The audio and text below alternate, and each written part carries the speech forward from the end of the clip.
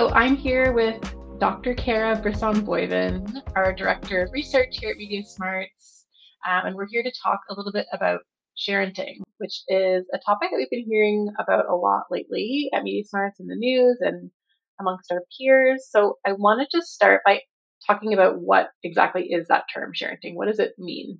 Yeah, well, because we've entered a kind of point in time where parents are sharing so much content of their children and families, there's now a term for that act of sharing family content, and it's sharenting. So it really does refer to sort of volume of family-related content that we've been seeing across all forms of social platforms.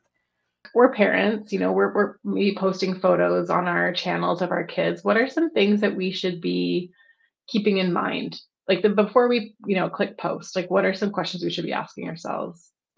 I think it's really important to keep in mind, who's going to see this content and make sure that the audience settings you have or the privacy settings you have on these platforms are aligned with who you actually want to see the content. So if you don't want the content to be seen by everyone, make sure that that post or the privacy settings are not public. Make sure that you're really controlling that, the content's going to be seen by just friends, or maybe even more specifically, a certain group of friends or just family. And you can do that, in those audience or privacy settings.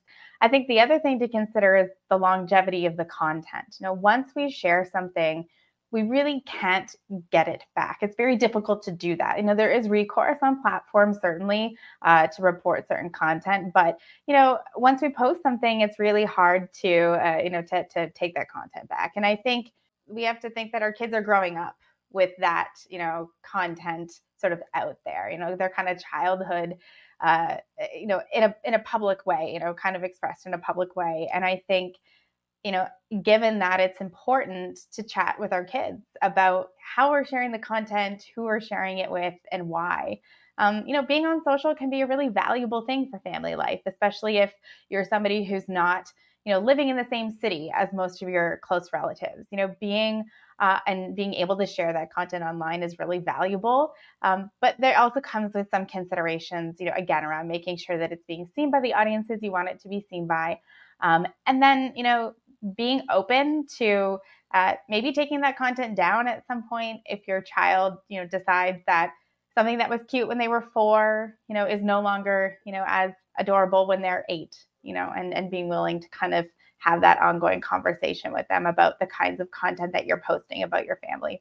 Yeah, I think we do probably see that in our own feeds quite a bit. There may be some things that people are posting that we think, oh, like maybe you might want to second guess that. Like, are there certain types of content that you think parents should like think twice about posting about their kids? Yeah, for sure. And what's interesting when we were doing our family study, it's about 5 years ago now, but one of the things that parents were saying is that they can feel a sort of pressure to sort of put out a certain kind of family persona online, or a certain kind of uh, appearance of the kind of style of parenting they have. And we found that parents said they were more sort of authoritarian than they actually were in practice, because they felt that they had to put that kind of persona out there. So I think it's important for us as parents to keep in mind that, sometimes the online space, the social platforms that we're engaging in, can pressure us to feel like we have to reach a kind of ideal of either family life or our style of parenting that may not always match up with, our own personal family values. And so, it's important just to kind of pause if you're feeling that pressure, I think, before putting content out that may not actually be sort of genuine to who either, you are as a parent or your family, is. And just remember that it's okay to go sort of against that grain, because more often than not, that's a kind of external pressure than a sort of reality of family life. Yeah, I definitely can fall into that trap sometimes. I follow a lot of these kind of parenting influencers, and it could take us in a whole other, conversation. But that idea of like, okay, I have to reach this ideal. I think that's really important to remind people of that. The folks that are putting that content out there, it's very curated. It's very professional, right? That's what they do, especially these parenting influencers. So yeah, not holding ourselves to that kind of standard is an important reminder. Yeah, I think, like you said, really sort of keeping in mind that important media literacy piece, that the content we see on social platforms can be just as sort of curated as a Hollywood blockbuster, right? Just because it's on a social platform doesn't mean that somebody hasn't, thought about it, script or all of those other pieces about sort of what they want to put out there. And I think the other thing for parents to keep in mind is that sometimes we can overshare on platforms in ways that we might sort of regret later. You're having a rough day and, your child's having a rough day, and sure, you just want to, vent and say like, my toddler's tantrum is driving me crazy, and that's understandable. But you may regret having posted that story later of your child who was also maybe not in their best place. And so again, it's just thinking about like when we're posting, how we're feeling, checking in so that we don't have those regrets, later on, or, second sense of sort of embarrassment because in that moment, we posted something, again, that, looking back, we may not be too like thrilled that we did that. And I think we see that a lot with some like parenting and family influencers too. Like we're seeing a kind of increased awareness on the part of parents that, um, there's a concern about the kind of light that we're painting our children in sometimes, and that some things perhaps are, best kind of kept within the family and not, not always broadcast. And that said, I do think it's important to emphasize the sort of positivity of, social connection, especially for parents, who are, going through those challenges of raising a child, which is really hard. And you definitely want to be able to seek out community. So there certainly are, the pros and cons of being online as a parent or as a family. Just in response to that about people posting things that are realistic and like easy to relate to is important, but maybe it's, making sure that we're not sort of dragging our kids into it. A post of like a parent talking about how they had a rough day is really easy for other parents to relate to, and it makes you feel like you're not alone. But maybe it's not showing your kid having the tantrum or a picture or that kind of thing, and that's sort of the difference, right? Yeah, absolutely. I think that's just it. Is, and I think what you're getting at is the, crucial kind of idea of consent. Like the child as young as 2, they can't really consent meaningfully to having that fit, broadcast. Where you can consent to, I'm having a rough moment. I need to sort of reach out to community for support. That's very different. And that's not to suggest, children at a very young age, are able to have and hold conversations with adults about consent in an age appropriate way. So, even as young as 4, you can be, asking them or explaining to them, I'd love to post this picture, in this family group chat or on, this in this family group so that grandma and grandpa or, my friends can see, how great you've done at school today. Having that conversation is going to lay the foundation, for meaningful consent for a young person. And you mentioned there like a family chat or a family, group. If we don't want to necessarily be sharing pictures of our child on social media for various reasons, what are some other options you mentioned there? Yeah, I think, it is important to know that, social platforms are an avenue, but there are other ways that we can share family content off of social platforms. One being either in a family group chat, you can have, through Messenger or a sort of text message based group chat. You can also look into different like photo sharing apps and platforms. Google has them, Flickr, like lots of big sort of platforms. The other thing is that there are these really cool photo sharing frames now. I know we've got some for family, and they're called Nix Play. They're very highly rated for being really private. And having good security, but they're Wi-Fi based, and cloud based, so you can drop photos from your phone onto the frame, and it's kind of like an old school digital frame. So my in-laws can be sitting in their living room, and I can put a photo of my child, from that day to surprise them, so they can see it, and it's just going to their photo, and again, or their frame, and it's again another way to share content that doesn't necessarily involve, having to be online in a more public way. Yeah, that's really nice.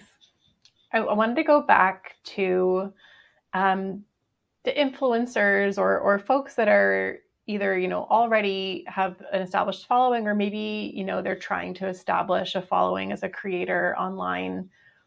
What are some things that you would say to those folks that are parents that, are considering that and maybe potentially even involving their kids in it? Just some considerations that maybe people would want to keep in mind.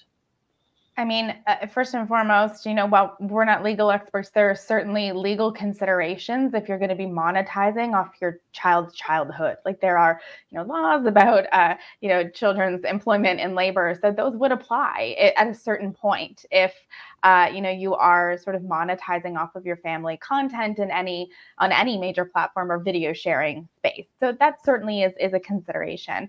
But I think there are other considerations in terms of their privacy, again, in terms of their ability to consent and fully or meaningfully understand what their participation in this content actually means, whether they can fully understand how potentially public, their childhood or that content might be. I think it's really important. And then the other thing to consider is that, your child will be looking back on this for many, many years. So, that content will follow them. And we've been hearing, especially from young people, tweens and older teens, that they've been really reflecting on the kind of future implications of, content, especially from their childhood or their youth, and how that will follow them into adulthood. And for many teens and tweens, they prefer a bit more privacy, and they've made those decisions for themselves, in fact, as they've gotten older, which is, I think, an important myth about, to kind of push back on about young people and privacy, that they really do care about their privacy and they want to be able to make their own decisions about that. So I think those are just some things to think about, and, especially the long-term implications of being really public about your family life.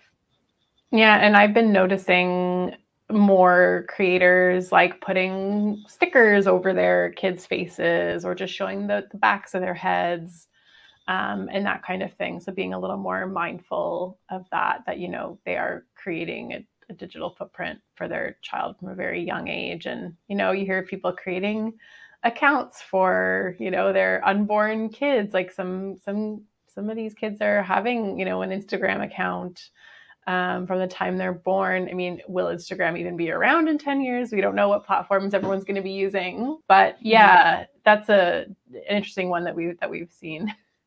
Yeah. And again, I think what's interesting is that it also speaks to the predominance of the sharenting phenomenon, right? That for some children, they have pictures posted of them while they're still, in utero. They're not even born yet. And in part, that's why the term was developed, because up to the age of 5, children can have, I think it's over 5,000 photos of them, on the internet in one way, shape, or form. And to your point, we don't know that maybe all of this content that we're sharing on, Instagram or other platforms, our kids may not even be there in 10 years. The platform may not even be there, but it could, and it could, be on other places and spaces. And, I think it still is really important, while it is, there as well, to really be thinking about, who's seeing it again and how. So, what are some things that we can do in sort of our day-to-day lives and in our practices to help our kids learn about, privacy and sharing online? I think one of the most important things you can do as a parent is to model good privacy practices, sharing practices, and sort of online consent for your child. And in part, that it requires that you involve them in that decision making, even if they're not old enough to have their own account or to be on a platform on their own. You can start, building that foundation and sort of help them, get those training wheels on by talking to them about how you manage your own accounts, the kind of content you share with whom, and how. And so, and often because what we do speaks louder than what we say, right? In a lot of these contexts. And, knowing that our children are growing up in this space and in this way, online, that it's really important to be open and to continue having these conversations with them and involve them in the conversations as well. So, what are kind of the 4 key takeaways that you want us to have from this conversation about sharenting? I would say the long-term impact of sharing your family life or, your child's content online, to talk to your kids about what it is you're sharing, to model good privacy and consent, and to remember that sometimes the depictions of family life we see online are not necessarily real life. That's great. Thank you so much for all those tips, Kara. I feel like it's a topic that, almost every parent out there is thinking about. So it's really helpful to have this advice for you. So thank you for being with us today. You're welcome.